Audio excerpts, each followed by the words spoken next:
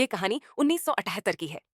Film की शुरुआत में हमें समाचार पत्रों में छपी लापता लोगों की तस्वीरें दिखाई जाती हैं, जो कि किसी ने इन लोगों को बुरी तरह से मार दिया था। उसके बाद सुबह जंगल में एक नंगी लड़की को घसीटते हुए एक आदमी को दिखाया जाता है, जो बहुत खतरनाक होता है, जिसका नाम टिनी होता है। टिनी उस नंगी लड़की को जंगल से घसीटते हुए उनके फायरफ्लाई घर की ओर ले जा रहा होता है। तभी वहां पुलिस की टीम फायरफ्लाई घर की ओर आते देख वह रुक जाता है।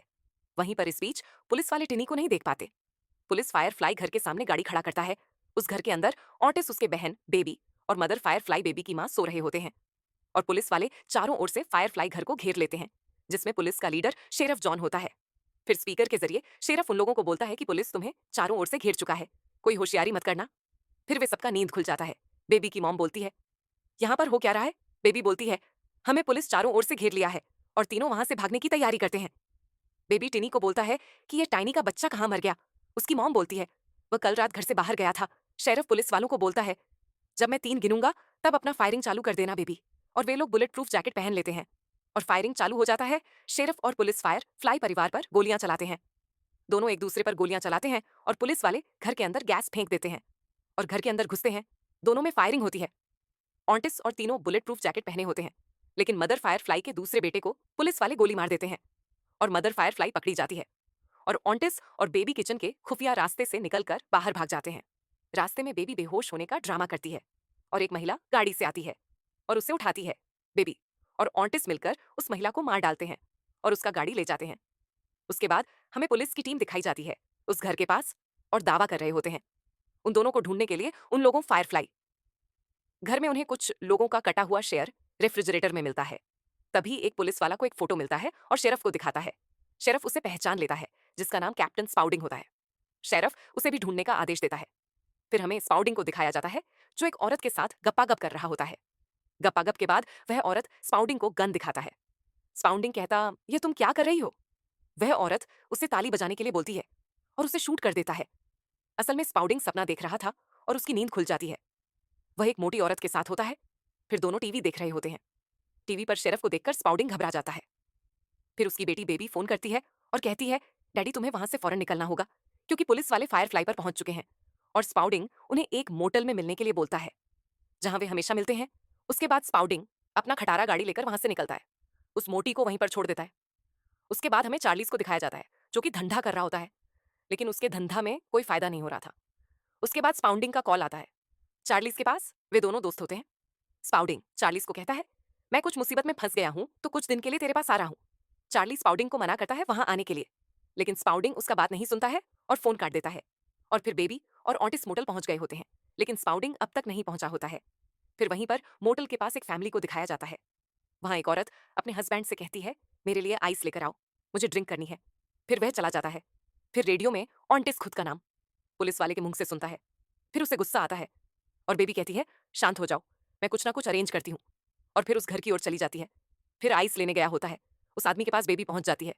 बेबी उस आदमी से लाइटर मांगती है, उसे पटाती है। बेबी उसे अपने रूम में चलने के लिए बोलती है। वह बोलता है, रूम में मेरे पत्नी है। उसके बाद ऑन्टिस वहां पर आ जाता है गन लेकर और उसे उन लोगों के घर के अंदर ले जाते हैं। और बेबी और ऑन्टिस उन लोगों को गन दिखाते हैं और बेड पर बैठने के लिए बोलते हैं। और एक लड़की बिना कपड़ों के वहां पर नहा रही होती है। उसे ऑन्टिस खींचकर बाहर ले आता है और पूछता है कि तुम लोग के अलावा कोई और है? और वे लोग नहीं बोलते हैं। तभी उन लोगों का दोस्त बाहर से आवाज देता है। उसे बेबी अंदर लाती है और ऑन्टिस उसे गोली मार देता है और वे सभी बहुत डर जाते हैं।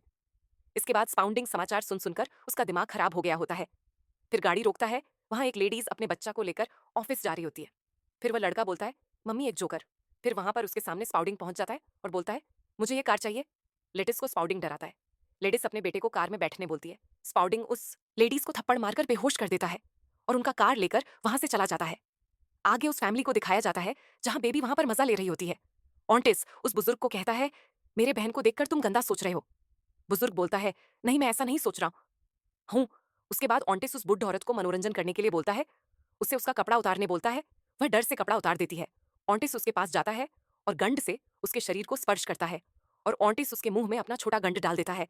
फिर ऑन्टिस हम मर्दों को जरूरी काम है बोलकर दोनों को वहां से ले जाता है।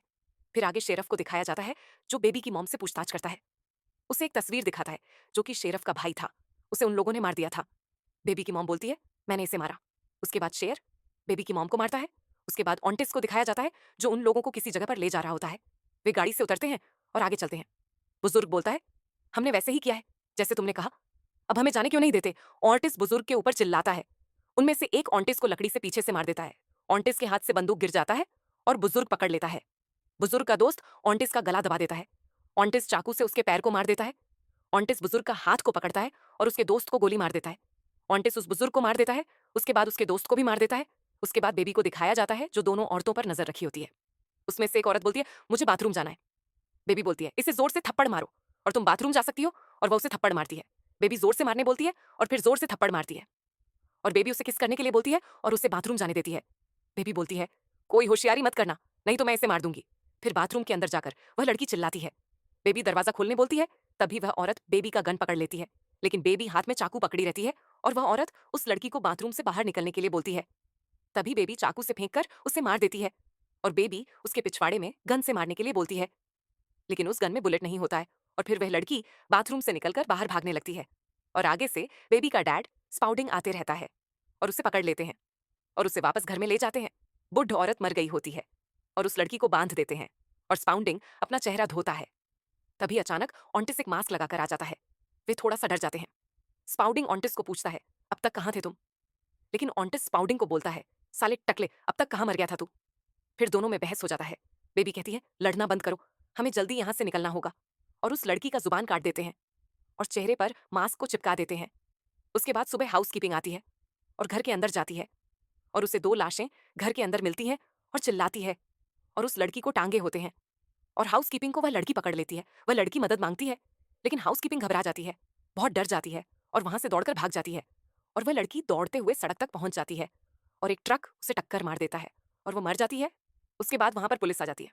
फिर उस लड़की से शेरफ मिलता है और तीनों का तस्वीर दिखाता है, लेकिन वह लड़की उनमें से किसी को भी नहीं देखी होती है। फिर वहां शेरफ को मिलने दो लोग आते हैं जिनका नाम रोंडो और बिली होता है। शेरफ उन तीनों को खोजने का कॉन्ट्रैक्ट देता है। रोंडो और बिली को उसके बाद उन तीनों को दिखाया जाता है जो चार्लीज के पास जा रहे होते हैं। ऑन्टिस स्पाउडिंग को बोलता है, चार्लीज, मुझे उतना ही पसंद नहीं है जितना कि तुम मुझे। वो कालिया बिल्कुल पसंद नहीं है। बेबी बोलती है, तुम लोग का तो पता नहीं, लेकिन मैं बहुत जल्दी आइसक्रीम खाने वाली हूँ। और उन्हें आइसक्रीम भी मिल जाता है और तीनों मस्ती करते हुए चलते हैं। उसके बाद शेरफ एक सपना देखता है अपने भाई के बारे में, जिसमें वह तीनों को मारने के लिए बोलता है। तभी फोन आता है और नींद खुल जाता है। रोंडो और बिल्ली शेरफ को बताते हैं कि उन लोगों का पता चल चुका है, और फिर शेरफ बेबी की मॉम के पास जाता है। शेरफ सभी पुलिस वाले को जाने के लिए बोलता है, और फिर शेरफ उस औरत को मार डालता है। इसके बाद वे तीनों चार्लीज के इलाके में पहुंच जाते हैं। फिर चार्लीज आता है और उन लोगों को बोलता है, आ गए बिन, बुलाए मेहमान सालो तुम लोगों को मुफ्त में रहने के लिए जगह मिल जाएगा, मुझे अड्डा समझे क्या? ऐसा कहकर उन लोगों को थोड़ा सा डराता है, और चार्लीज अपना गन दिखाता है और उन लोगों को अपना हाथ ऊपर करने के लिए बोलता है। ऑन्टिस स्पाउंडिंग को बोलता है, साला टकला हमें इतना दूर इस सब के लिए लाया है। स्पाउंडिंग बोलता है, चुप करो नहीं तो ये कालिया हमारी। उतने में चार्लीज उससे बोलता है, क्या कहाँ मेरे को? चार्लीज स्पाउंडिंग पर गन चलाता है, गन के अंदर पानी भरा होता है। वह ये सब मजाक के लिए कर रहे थे, और वे सब एक दूसरे का परिचय देते हैं। उसके बाद वे सभी अंदर जाते हैं और पार्टी करते हैं। उसके बाद आगे शेरफ को दिखाया जाता है जो उन लोगों के ऊपर गुस्से से आग बबूला हो रहा होता है। फिर चार्लीज अपने दोस्त के साथ अपने मेहमानों के लिए चिकन लेने जाते हैं, और चिकन वाला उन्हें चिकन दिखाता है। चार्लीज 2 चिकन देने के लिए बोलता है। उसे चिकन वाला चार्लीज को बोलता है, तुम इन चिकन के साथ कोई उल्टा सीधा तो नहीं करने वाले? चार्लीज बोलता है, कस्टमर से कोई ऐसा बात करता है क्या? चिकन वाला बोलता है, तुम्हारा दोस्त का नियत सही नहीं लग रहा है। दोनों में बहस हो जाता है और चिकन लेकर वहां से चले जाते हैं, और वहीं पर आगे शेरफ आ जाता है और गाड़ी रोकते हैं और चार्लीज को बुलाता है। चार्लीज बोलता है, हमने क्या किया? हमें क्यों बुला रहे हो? शेरफ बोलता है, स्पाउडिंग और उसके साथ 2 लोग हैं जो कि इधर ही है। चार्लीज बोलता है, कौन स्पाउडिंग और शेरफ? उसका हाथ को गाड़ी के दरवाजे में दबा देता है और बोलता है, मुझे वह तीनों किसी भी हाल में आज रात चाहिए। चार्लीज मना करता है। शेरफ उसे गन दिखाता है और कहता है, ऐसा नहीं किया तो तुम दोनों को अभी मार दूंगा, और कहता है, ये बात किसी को भी मत बताना, और वहां से चला जाता है। शेरफ रोंडो और बिल्ली के पास जाता है और आज रात के प्लान के बारे में उन्हें बताता है। बिल्ली थोड़ा मजाक करता है जिससे शेरफ को गुस्सा आ जाता है, और फिर रोंडो शेरफ को समझाता है, भले ही यह मजाक करता है लेकिन यह काम का बंदा है, हम दोनों पर विश्वास रख शेरफ, हम तुम्हारा काम करके देंगे। फिर शेरफ वहां से चला जाता है। इसके बाद चार्लीज और स्पाउडिंग को देखते हैं और वे दोनों नशा करके एंजॉय कर रहे होते हैं। फिर चार्लीज बाथरूम जाता है, लेकिन वह अपना कुकिंग को भी साथ में ले जाता है, और वे सभी अपने अपने जगह एंजॉय कर रहे होते हैं। फिर वहां एक औरत बियर लेने जाती है और रोंडो उसका गला काट देता है। बिल्ली ऑन्टिस के पास पहुंच जाता है। उधर स्पाउडिंग को इस बात का पता ही नहीं होता है। रोंडो बेबी नहा रही होती है, वहां पहुंच जाता है और बिल्ली उस लड़की को गोली मार देता है और ऑन्टेस को घर से बाहर फेंक देता है और शेरफ स्पाउडिंग के पास पहुंच जाता है और शेरफ वहां रखी दारू को पीता है। स्पाउडिंग उसे चार्ली समझकर उसकी ओर देखता है। स्पाउडिंग बोलता है, मुझे मारना है तो जान से मार दो, नहीं तो तुम नहीं बचोगे। शेरफ तभी उसके पैर पर गोली चला देता है। फिर घर के बाहर ऑन्टेस का धुलाई कर रहे होते हैं और शेरफ फाउल्डिंग को भी घर से बाहर निकालता है। बेबी चार्लीज को बोलता है, साले धोखेबाज शेरफ। चार्लीज को बोलता है, अब तेरा काम खत्म हुआ। फिर तीनों को वहां से ले जाता है। तीनों बंधे हुए होते हैं और शेरफ उन लोगों को कहता है कि मेरे दादा परदादा तुम जैसे लोगों को मार देते थे और अब मैं तुम लोगों को मारने वाला हूं। फिर शेरफ उन लोगों को कुछ तस्वीर दिखाता है और कहता है, हमें ये लोग एक फार्म हाउस में इस तरह पड़े मिले। ऑन्टेस हंसता है और शेरफ उस फोटो को उसकी छाती पर स्टेपलर मार देता है। फिर दूसरा फोटो दिखाता है, उस फोटो को बेबी के ऊपर स्टेपलर मार देता है और शेरफ ड्रिंक पीता है और वो बोतल ऑन्टेस के सिर पर फोड़ देता है। फिर शेरफ उसके भाई का फोटो दिखाता है। स्पाउंडिंग बोलता है, ये मेरे सामने हीरोगिरी झाड़ रहा था इसलिए मैंने इसे टपका दिया। उसके बाद शेरफ उसे एक छड़ी से बुरी तरह से मारता है। फिर शेरफ बेबी को उसकी मॉम का तस्वीर दिखाता है और बताता है मैंने उसे कैसे मारा। फिर शेरफ ऑन्टेस के हाथों पर किल ठोक देता है और शेरफ बेबी को खोल देता है और उसे भागने के लिए बोलता है और उस घर के अंदर पेट्रोल डाल देता है और उसमें आग लगा देता है। शेरफ कुल्हाड़ी पकड़ता है और बेबी का पीछा करता है। बेबी घेरा से दूसरी ओर चली जाती है जहां पर चार्लीज होता है और बेबी को पकड़ लेता है और उसे चुप रहने के लिए कहता है। चार्लीज बेबी को कार में बिठा देता है और शेरफ चार्लीज को हथौड़े से मार देता है। बेबी कार से निकालकर भागती है। शेरफ उसके पैर पर गोली मार देता है। उसके बाद शेरफ एक बेल्ट को लेता है और बेबी को खड़े होने के लिए बोलता है और उसे बेल्ट से बहुत ज्यादा मारता है और उसका गला दबा देता है और पीछे से टिनी आता है और शेरफ का गला को पकड़ लेता है और उसके सिर को मोड़कर मार डालता है। टिनी ऑन्टेस और स्पाउडिंग को भी बचा लेता है और तीनों वहां से चले जाते हैं। टिनी वहीं पर रह जाता है। फिर वहां से जाते वक्त तीनों अपने बीते हुए कल को सोचते हैं। फिर आगे वहां पर पुलिस उन्हें घेर लेते हैं। शेरफ उन्हें बहुत पीटा होता है इसलिए वे दर्द से तड़प रहे होते हैं और वे तीनों आगे बढ़ते हैं और पुलिस वाले अपना सभी गोली उन तीनों पर उतार देते हैं और वे लोग मर जाते हैं और मूवी यहीं पर खत्म होती है। तो गाइस, वीडियो अच्छा लगा तो वीडियो को लाइक, शेयर और चैनल को सब्सक्राइब कर देना। तो मिलते हैं।